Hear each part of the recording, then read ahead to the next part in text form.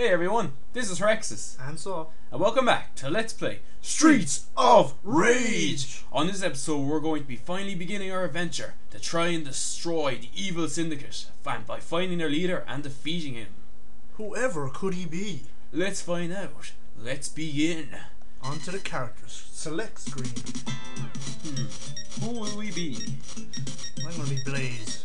And I'm going to be Axel, the dream team of the Streets and Rage universe. If you've never played this game, the controls are very easy. A is to call your backup cop, which does a lot of damage to all the enemies on the screen, including bosses. B is the basic attack button in this game. You're mashing B throughout most games to try and kill the enemies. And C acts as the jump button, so you can do some jumping attacks, such as this. Yeah! And you can also do power throws and suplexes. Yeah, by walking into an enemy you can grapple them, you can jump, then you just press B to attack. That will give them a German suplex type maneuver. Or you can throw them forward. Or you can throw them forward, whatever your heart's desire. They also go flying into their ally enemies, so yeah, that does damage to them. And if an enemy catches you, like I just got caught there, you can actually just keep pressing B and you'll eventually throw them out of the way. Also, if you're playing with a friend, which I highly recommend you do, you can grab each other and jump off each other to do flying headbutts and flying kicks, which do a lot of damage to the enemy. We don't really take advantage of them.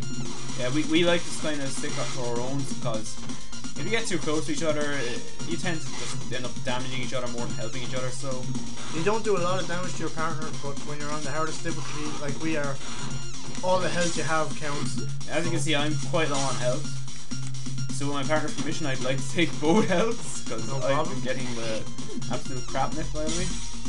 Don't bother picking up the bottles, they're basically useless. The very short range attack weaponry. Pick up a weapon, just go up to it and press the B button. Easy to do it. You can't drop it unless you wear it out sort of on the enemies. Once you pick it up. Or if they hit you, you will drop it as well. Yeah.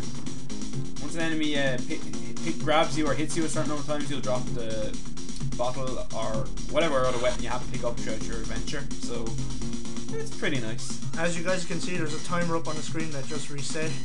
Every time you go to a different area in the level, the timer resets, and if the timer gets to 0, I think you lose a life. I'm not really sure. We've never.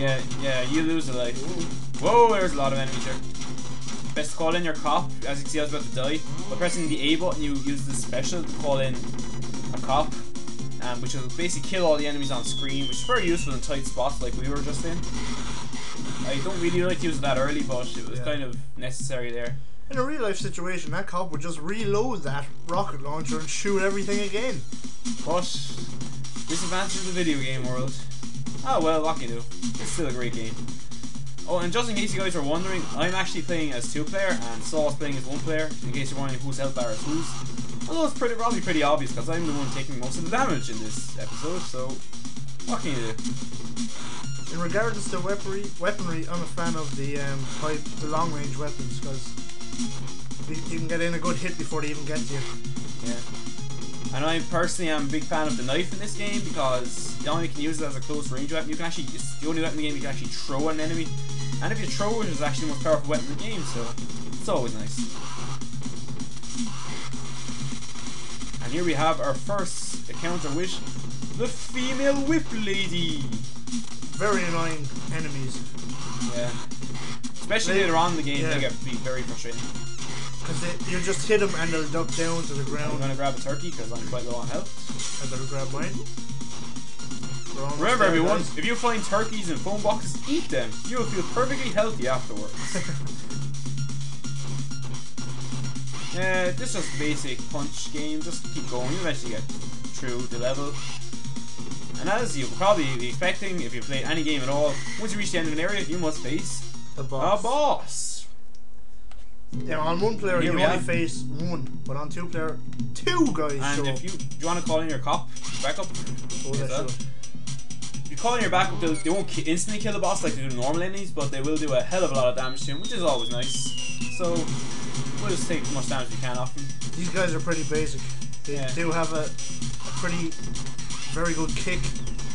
Throwing that boomerang really does nothing, but their kick kind of really hurts. So avoid that at all costs. And we're just about to finish up here. And there we go.